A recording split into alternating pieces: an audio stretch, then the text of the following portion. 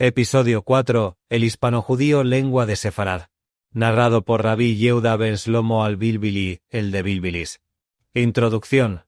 Soy Rabbi Yehuda ben Shlomo al-Bilbili, el de Bilbilis, y hoy os hablaré de la lengua que pudo resonar en las calles de nuestra judería, esa lengua que después viajaría por el mundo entero llevando consigo la memoria de Sefarad.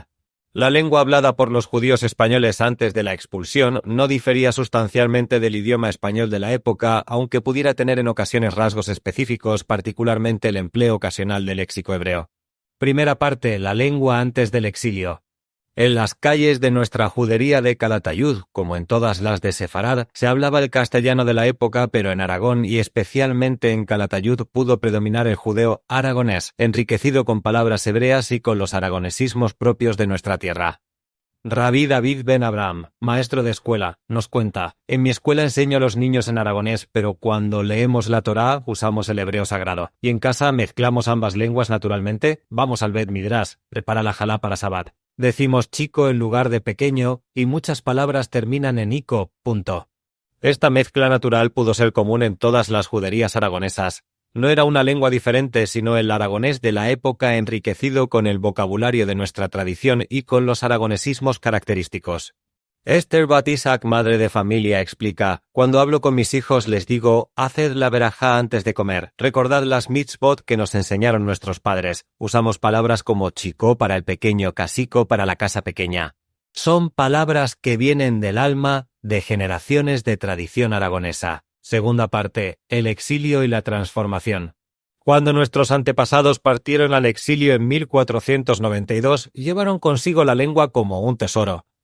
En las primeras décadas del establecimiento de los sefardíes en ciudades como Salónica, pudieron coexistir varias de las lenguas habladas en la península ibérica. Moisés ben Jacob, comerciante exiliado en Salónica, relata: en los diferentes barrios de Salónica se podían escuchar las hablas de Aragón, Castilla, León y Cataluña. Los aragoneses conservábamos nuestros aragonesismos: chico por pequeño, casico por casa pequeña, poquico por poco. Cada grupo mantenía su forma de hablar como si fuera un pedazo de la tierra que habíamos dejado atrás. Sin embargo, la sustancial predominancia de los sefardíes de origen castellano pudo propiciar que las otras lenguas cayeran en desuso, no sin haber ejercido cierta influencia. Rachel Bat Salomón, mujer letrada en Estambul, nos dice: mi abuela, que vino de Calatayud, hablaba con aragonesismos. Decía fenestrico por ventana pequeña, fogaril por hogar, panecico por pan pequeño. Pero mis hijos ya hablan como los de Castilla, aunque a veces se nos escapan esas palabras aragonesas que aprendimos en casa. Tercera parte, la conservación de los arcaísmos. El judío español pudo conservar una gran cantidad de vocablos arcaizantes en relación con el castellano que siguió evolucionando en España.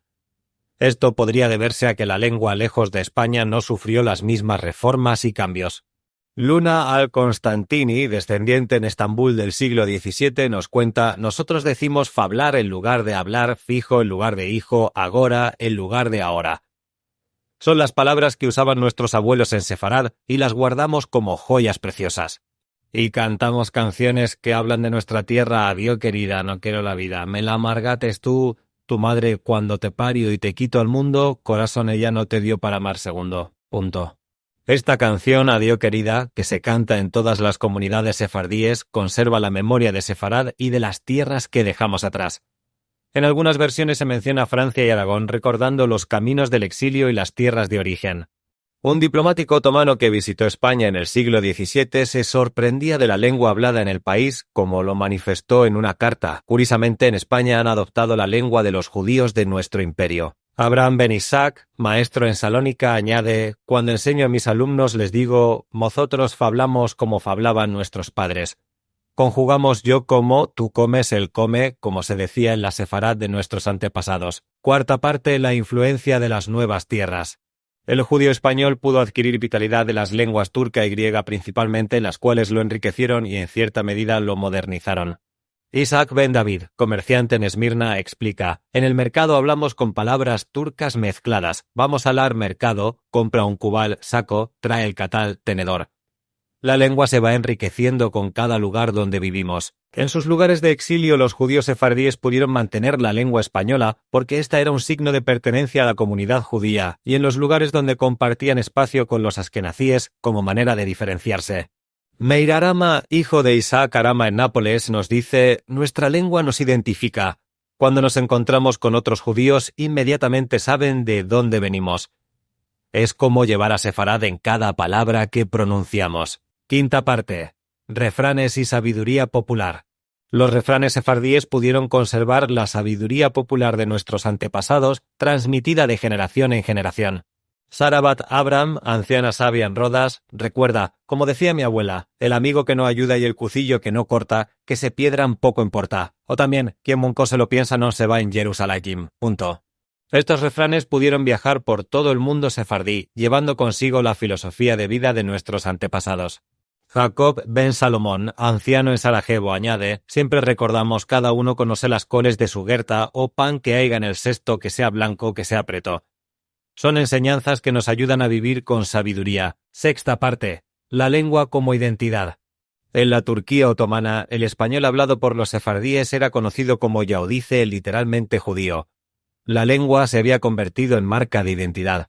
Un descendiente moderno en Estambul nos cuenta: mi bisabuela me cantaba canciones en judeo-español. Adiós querida, no quiero la vida. Me la amargates tú. Aunque yo ya no hablo la lengua perfectamente, esas canciones siguen viviendo en mi memoria. El judeo-español pudo ser mucho más que una lengua. Era un puente entre el pasado y el presente, entre sefarad y la diáspora, entre la memoria y la esperanza. Reflexión final. La lengua hispano-judía que se hablaba en las calles de Calatayud, como en todas las juderías de sefarad, pudo ser el germen de lo que después se convertiría en el judeo-español o ladino, esa lengua viajera que llevó por el mundo entero los ecos de nuestra tierra perdida. Cada palabra conservada, cada arcaísmo mantenido, cada refrán transmitido pudo ser un acto de resistencia cultural, una forma de mantener viva la memoria de sefarad en tierras lejanas.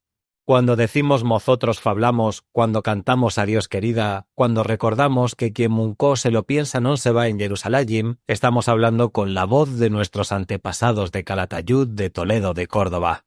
Porque la lengua, como la memoria, viaja más allá de las fronteras. Y el judeo-español, nacido en las juderías de sefarad, pudo convertirse en el idioma del alma sefardí, en la patria portátil que nos acompañó por todos los caminos del exilio. Dirección y producción: Javier Bona.